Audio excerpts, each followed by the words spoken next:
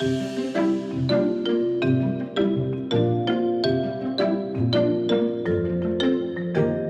welcome to Transform Gov, where we share real-life stories about how technology and data is changing the way public services are designed, delivered and experienced. In every episode, we talk to the people who are on the ground, those driving that change, the leaders setting the direction, and the teams that are actually making the transformation happen. Transform Gov is part of the Ireland eGovernment Awards, and it's brought to you in partnership with Accenture. I'm Maeve Kneafsey.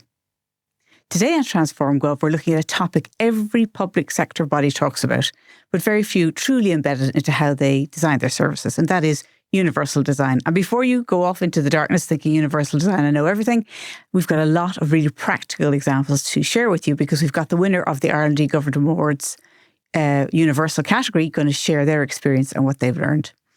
So, when we think about universal design, it actually changes how people engage with services. And I suppose that's a really important thing. So our guest is Aoife Prendergast, and she's from the Technology University of Shannon, whose project won the Universal Design Award category. And what makes this story really interesting is that it didn't begin with regulation. In fact, it began with when something had actually changed. As students stopped engaging, and the team realised that the way services were designed no longer matched how people actually accessed information today. Aoife, you're welcome to Transform Gov. Thank you so much, Maeve. Thanks for the opportunity. Lovely to be back in Dublin. Good. All the way from Galway. We're very, very flattered that you made all the effort to come. Or was it Galway you took the train from? Yes. I thought so. Now, you said that the turning point came after COVID, when you began to notice there was a kind of a drop-off in engagement with students. So what exactly were you seeing that made you think there's something going wrong here?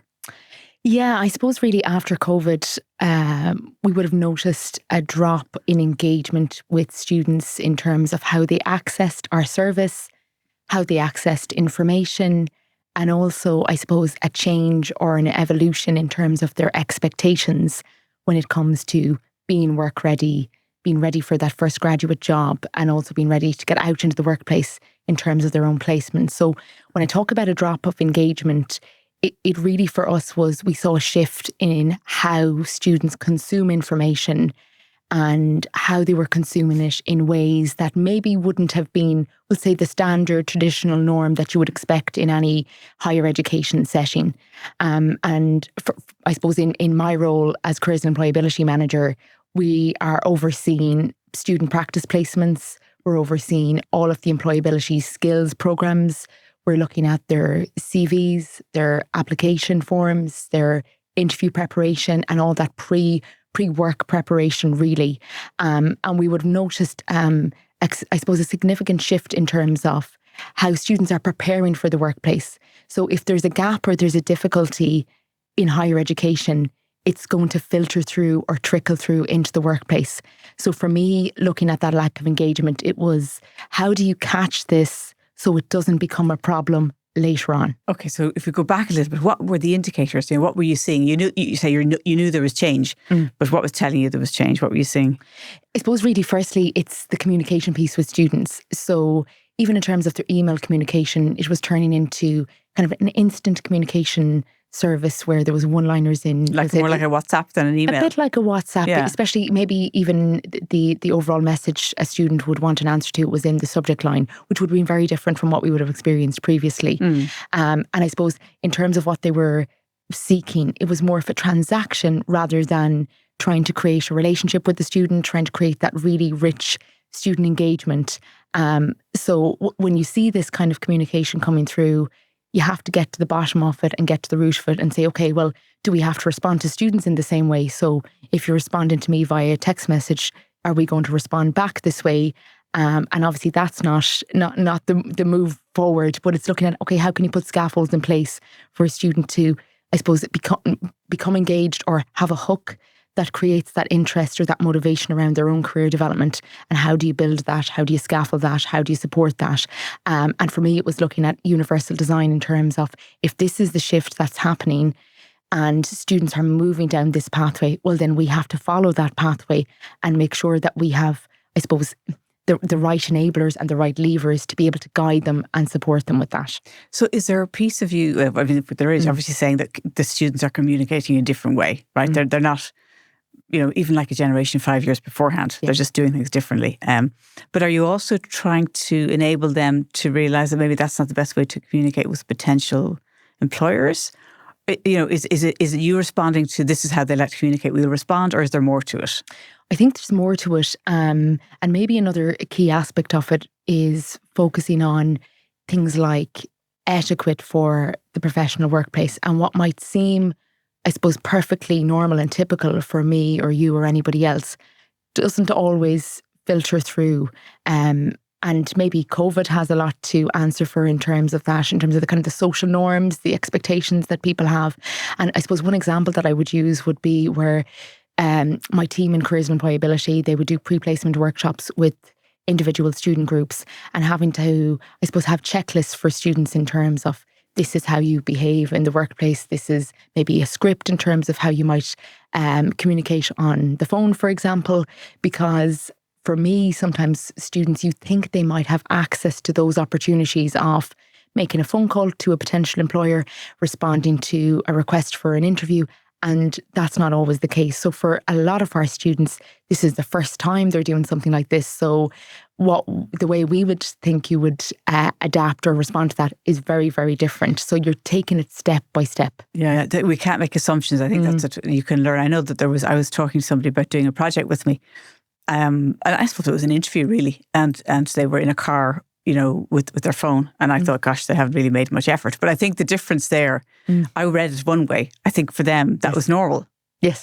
So it's that expectation setting between the two. And did the change happen very suddenly in terms of how you saw the non-engagement, if you like? I think it was perhaps happening for a while before it became apparent that, okay, this is something we need to tackle. And often sometimes you find maybe the communication that's coming through to yourself, you're responding accordingly, and you don't really have those conversations with other people until maybe something emerges, and then you realise, okay, actually, well, everybody is getting this. It's not just myself, or it's not just kind of an isolated incident, and would have talked to colleagues across higher education around it. And student engagement it's one of the biggest challenges that we have. And for me, it's always about how you respond in terms of what might work well now over the next couple of months, might not work well next year. So it's constantly trying to respond, be agile, be adaptable, and to try things and take some risks. And I think with the universal design approach, that's where you make that commitment to taking that risk, and you're willing to try different things to solve these ever evolving issues and problems. And do you think, if you think about engagement, you say, well, why do you care? I'm being facetious, but when you're in university, you're told there's the lectures, that's the date of the exams. You can have this and off you go, get on with it. But is there risks in lack of engagement that you're really conscious of? Oh, 100%. There's risks, because I suppose essentially when a student comes for their programme, whether it's a master's or whether it's an undergraduate programme, they're essentially at the starting point of their career journey. And to ensure that there's rich engagement, you're essentially trying to future-proof the workforce of the future.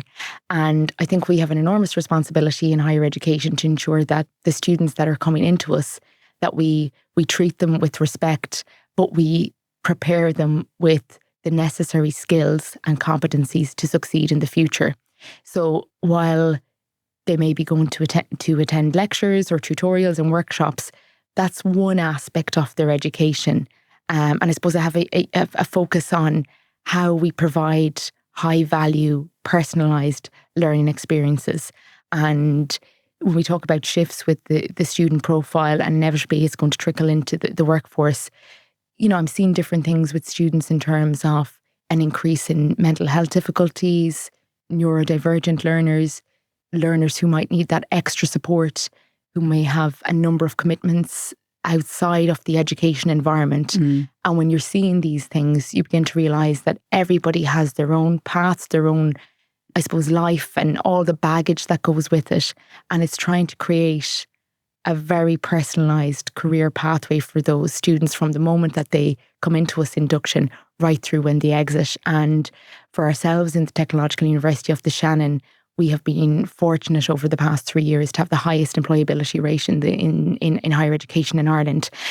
So a lot at stake then. So there's a huge amount at stake. Yeah, especially that hat trick of kind of the 3 in a row. And 85% of our graduates would secure employment within 6 months of graduation, which is much higher than the national average of 74%. So we are very invested in ensuring that students are work ready, and everything that we're trying to do, even in my own service, is try to ensure that high standard and making sure that that's embedded in all aspects, not just of the curriculum, but of the overall, TUS will say, experience for students. So it sounds like a quite complex, I suppose, problem that you'd come across, or evolved, let's call it that. But why was universal design the way to go to solve that? So we have different expectations from, let's call them the student audience, right? And different expectations perhaps from the institute itself. So how did universal design fit into that? Yeah. And I suppose with TUS being one of the newest technological universities established in 2021, we had an opportunity to try and solve some of these challenges or some of these problems. And for me, universal design was, I suppose, the ideal solution to the problem, because we have 7 campuses that are in Limerick, in Clare, in Tipperary, and in Westmeath. And with those 7 campuses, you have 7 different demographics in terms of campuses that are, I suppose, urban based, and other campuses that are based in, I suppose, some of the other regions. And universal design fitted with that because it was focused in on how do you adapt to the individual learner and the individual campus. So while it was a challenge to try and embed that, I think the challenge was, how do we do this properly, do this comprehensively, and meet the needs of the learner and bring them with us? So I suppose when I was setting up the Careers and Employability Service in the Midlands campus, because previously there wasn't a Careers and Employability Service there in Athlone, this was an opportunity to create something brand new and embed it within the service, particularly with the careers officer and the work placement officer team, to begin to reflect on what are the student needs. So we're interacting with them on a daily basis. What do they need? How do we try and make things a bit more accessible? And I think sometimes people focus on universal design as making sure you have all your resources in order. So your website has to be in order, the various different resources that you need, your PowerPoints. And for me, that was one part of it. And we were lucky enough to have received some equality, diversity and inclusion funding to support this universal design project, which enabled us to, I suppose, to enhance the capacity of the team to deliver on that. So we would have had an external workshop from 2 lecturers in the Atlantic Technological University. Maeve McCann and Laura Hegarty gave us a very comprehensive workshop that really enhanced the team's capacity to look at universal design in the day-to-day role. So it was looking at things like the resources, but it was also for us about the overall experience and how do you create relationships with students and also with our external stakeholders that embeds that universal learning in that. So it was looking at how we interact and our environment where we're positioned within the university. So our communication that we have with the academic programme teams, with our other student support colleagues, and focus in on what are the positives, what are we doing that is high strength for students, and trying to build on that. So it's ever evolving. We didn't focus on perfection. I think before we get into some of the nitty-gritties, because I'm dying to find out more, we'll have to take a very short break. So we're going to pause now for a message from our partners, and we'll be back in 2 moments. Through the power of cloud, data and AI, Accenture is helping the public sector by blending human ingenuity, technology and a delivery-focused culture to turn their ambitions into action. Be ready for any challenge by adopting a continuous reinvention mindset to deliver human-centric services that adapt and grow with your needs. Contact the team at Accenture to find out more. So we're back with Aoife Prendergast from Technology University of Shannon, and we're talking about universal design. So I'm going to just paraphrase very quickly. We were talking about you had a workshop. Yes. And I'm guessing it was about embodying the principles of universal design. So it was kind of understandable to everybody. Yes. Would that be correct? And then you did a list of priorities, I'm guessing, from that, did you? Or how did you actually practically start to implement it? Yeah, so even before the workshop, we would have had kind of, I suppose, preparatory activities set out for us to get us thinking about universal design before we had the workshop. So then the workshop, I suppose, was more valuable in terms of we had done the prep work in advance. And I suppose... And what was the prep work, for example? It was getting us to focus on our digital platforms in terms of, we'll say, Moodle as the virtual learning environment, the website, any other portals that we use with students to see how were these designed, were they accessible? And much to our surprise, everything seemed to be in order, a few tweaks here and there. So for us, it was more about, okay, if our resources are, I suppose, compatible and accessible, it's what we do with those resources and what we do with students that ensures that universal design is embedded. And for me, it's about looking at the culture that we have, particularly around empathy, compassion and listening. Because if you have a drop-off or a decline in student engagement, you really have to go back to basics and go back to mechanics and say, okay, well, are we giving enough time to students? How accessible are we in terms of things like appointments? Are we a friendly service in terms of, can a student come to us with an issue or a problem and we can resolve it in a very prompt way, and ensuring that we're, I suppose, evolving to meet that. So it was looking at that whole relational aspect. It's really interesting because what you're talking about, okay, it's students, but they're very mixed, right? And their needs are very different. But that could be any audience for any public service, right? So I presume it's a very good kind of test bed, if you like, because probably the diversity is probably quite big. But also they're the future, right? And whatever they're doing, we're all going to be doing pretty quickly. And do you think when you were doing this, did you see the behavioural shifts, that you felt, is that going to apply everywhere? Not just to students? Did you have a feeling about that when you started looking at what the barriers may have been? Yeah, and I suppose we're very fortunate in our service that we have access to, it's like a tripod really, the students, your internal academic staff within the Technological University of the Shannon, but also our external stakeholders who would be the organisations, all around the region. So we've daily contact with all of those three partners. So when an organisation is coming to me with a problem or an issue, then you can filter that through to the other partners as well. So it's about trying to anticipate some of those problems and those issues. So we always take our lead from what's happening out in the workplace and see, can we do something proactively in a very engaging way to try and solve that problem. So I think with the, in terms of the kind of the principles of universal design, it is about collaboration and it is about inclusivity. So it's about actively listening to what's happening in your overall landscape, not just always listening to, we'll say, one group. Yeah. And that can be tricky as well because you're trying to meet the needs of everybody. And I suppose not everybody may see the importance of it. Yes. I suppose the first thing in plain English, universal design, what is it? I mean, I think people think, when I talk to them about it anyway, it's kind of the right font, the right colour, the right, it's much more than that. But would you explain it to us? Yeah, I think fundamentally in one sentence, it's about creating accessible, inclusive environments. And when people focus on, we'll say, a presentation or making sure a document is accessible, it's much more than that. It's about the overall environment. So if we're focusing in on documentation, you're missing the I suppose the heart and the ethos of universal design, which is putting the individual at the centre of what we do. And I suppose a rule of thumb for me is always to look at the output or the outcome of something and say, if something worked really well, if someone found our service incredibly collaborative or inclusive, what were the key, I suppose, parts or mechanics of that? And it could be that there was a friendly face who was able to sort out a problem or an issue in a short time frame. But having said that, some of the issues that are presenting are not always easy to solve, and there's multiple steps that have to happen. So when we think of universal design, it's not about one thing, a checklist that sorts everything out. It's looking at every aspect of what might be going on in an organisation.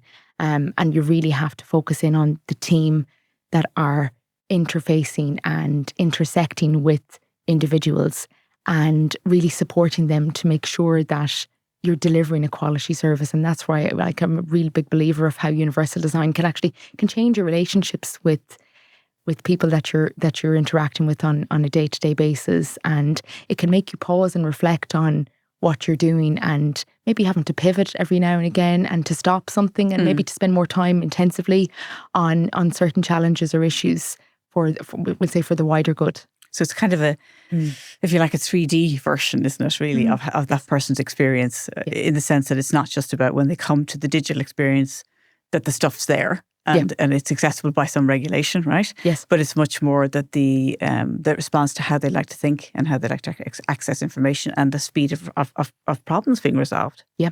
I know I was speaking to a guy who was telling me about this, he bought this bike that he bought this electrification for an ordinary bike. And then when you add that to your bike, it works brilliantly. Anyway, he had a terrible problem. When he got it, he couldn't install it. And then he was contacting them to find out, could they fix the problem? And they basically said, don't worry about it. We're just going to send you another one. Do I have to send the other one back? Don't worry about that. Let's just get you sorted. And he said his whole experience of something that could have been terrible, the thing, it didn't work straight away and it was hard to install, it was just shifted by them completely wrapping around his problem and solving it. And transforming it. Yeah, exactly. So I presume that's what you're aiming for. But do you get resistance from your colleagues? Because it's very detail orientated and it takes a lot of focus. How did you get everybody on side? Well, I think I'm really fortunate enough to have a very dynamic and motivated team that are really committed to students and ensuring that they are successful. So when you have that sheer commitment and motivation, that's half the battle. But in terms of resistance, yes, you get resistance in terms of, does this mean we have to change things on our website, or do we have to go back again and check the Moodle page, or do we have to go back? Does this mean we're in a constant state of checking everything? And we suppose it's looking at how you manage all of that.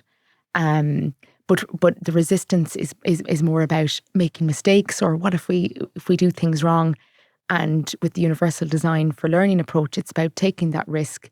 It's not perfection; it's a work in progress. The work is what we do every day, but doing it to the best of our ability and ensuring that, regardless of who comes through the door, that you're doing the best that you can for those individuals. I understand completely the goal you have, but I can just see that people are you asking them to do a lot more checking? If that is the case, how do you persuade people to do it? Because people are, another layer. I mean, how did you work around that? Well, I think it goes back to things like active listening again, in terms of if there is resistance around additional workload, it's about putting the alternative off. Well, if somebody can't access something, or we're not able to reach those hard to reach individuals, the alternative is chasing, being very demotivated when a person isn't engaged or not being able to have that accessibility. So it's look at the alternative, and if we put the efforts into this, it could actually make our lives much, much, much easier. And it's a mindset, really. It's about moving with that approach. And I've said it to my team before about how, many years ago there was such a focus on health and safety, and then it shifted to data protection. Yes. And now we're moving to universal design. So, but do you think it needs a mind shift? Oh, 100%. Yeah. I really feel it. It's how you operate. It's how you conduct your business, and it's not about the checklist. It's about ensuring that, if you are delivering a good quality service, you should be able to stand over that, and you should be able to adapt it and evolve it as you go along. And if there is resistance or there's issues with that, you have to work with it.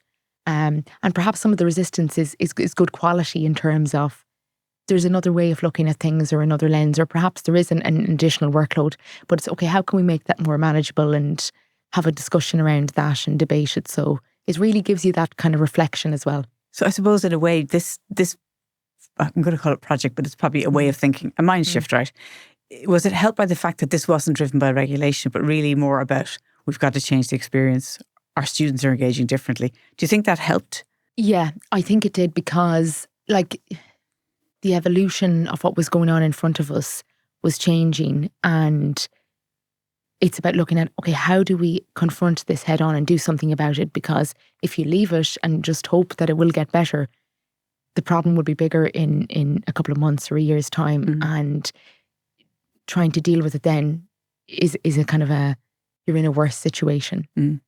So that was the driver, really, was how do we try and increase engagement? And to be honest, it's about taking a bit of a risk with it too, of, okay, we'll try this. It mightn't work, but we're willing to give it a go and see how it goes. And tell me, what practical changes did you make, just so that we get a sense of that, because in a way we're talking in theory. Yeah. I think the biggest change for us was trying to ensure that we had a unified, centralised support service in terms of careers and employability for our students. So up to 2024, there wouldn't have been an accessible careers and employability service for students across all of the 7 campuses.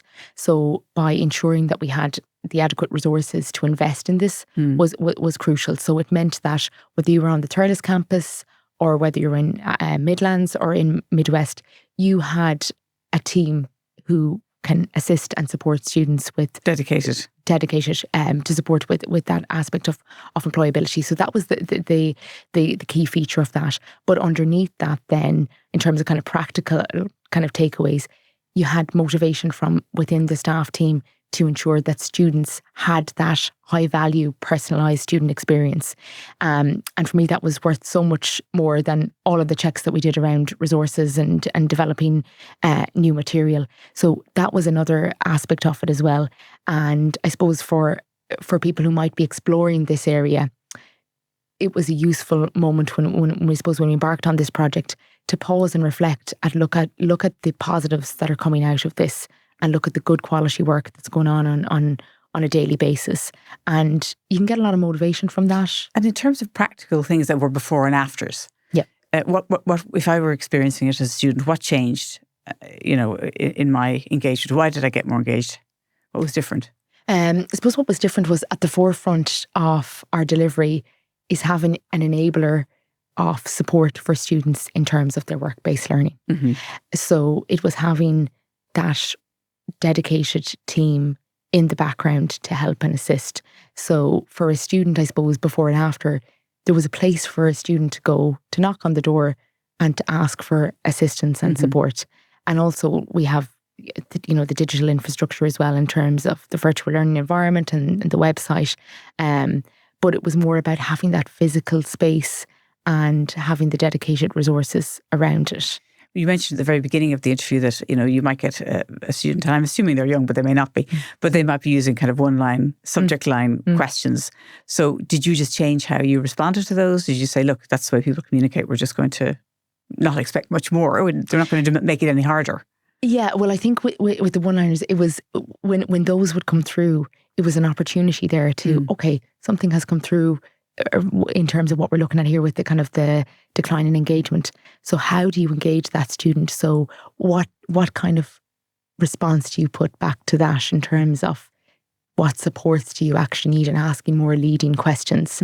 And then once the student would respond, then there was an opportunity to maybe create an appointment for them, or for them to engage with maybe our careers officer or with the work placement officers. So it was looking at that as an opportunity to draw them in. Yes. Yeah. Rather than getting very, I suppose, annoyed or frustrated at those emails, because I'm sure anyone that's listening to the podcast will have experienced a lot of that. And sometimes it can be a bit frustrating when you see this coming through. And it's about how, again, going back to the mindset, it's about, okay, how do you look at this and say, okay, this is maybe somebody who might need a bit of extra support. How do we respond in a way that's very inclusive and it's positive, but not overloading them with information, but sharing enough to ensure that they will respond again, or that they will come through the door. Yeah.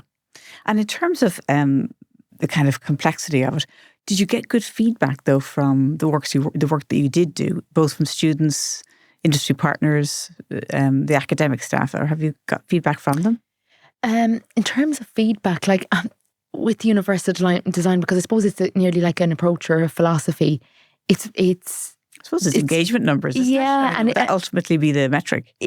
Well, I think that's one aspect of it. But it's very complex in terms of attributing the universal design approach to we'll say, our graduate outcomes, for example, or how many students have secured a student placement, or how many have got graduate jobs. But really for me, it's nearly like a relational pedagogy piece where my team will say that the students are more engaged, we'll say, this semester, because they had access to us last year, or because we did various different workshops, or they've utilised certain resources. So it's getting that feedback from, we'll say, students, but also getting the feedback from placement organisations as well in terms of what have they have observed with students, or particularly around communication.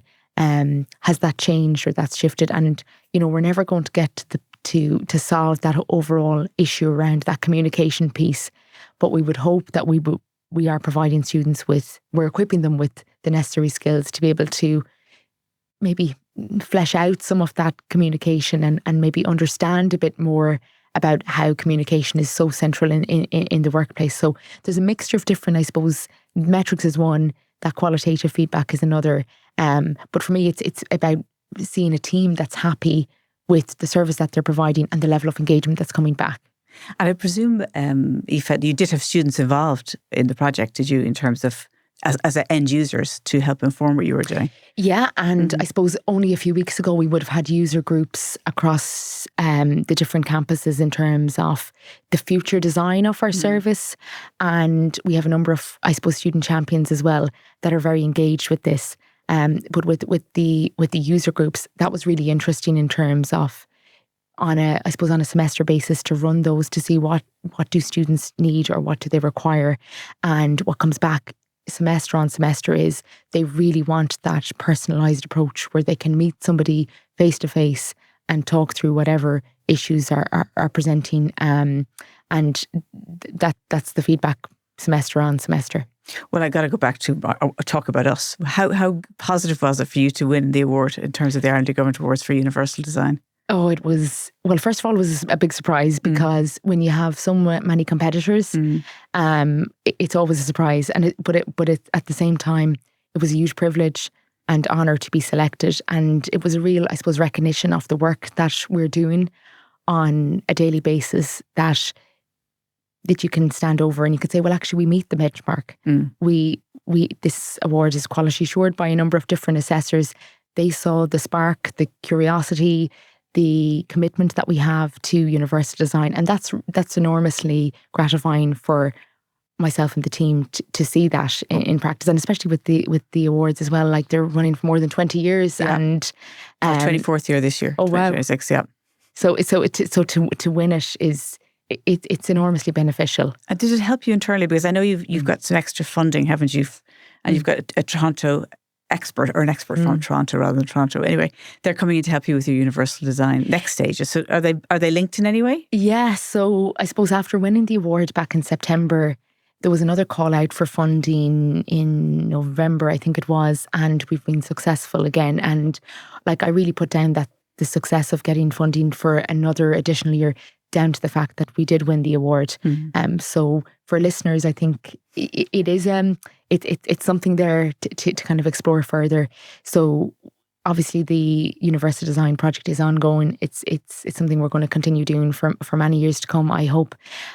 So with that extra funding, we have an expert, a work integrated learning expert coming from Toronto, Deandra Christopher. She's coming over to us in June to do some workshops with the team. But also we have been invited to present at a Universal Design for Learning Symposium in Munster Technological University in Tralee in June. So she'll be there for that as well. Excellent. So it's about trying to disseminate some of this best practice in other higher education environments as well.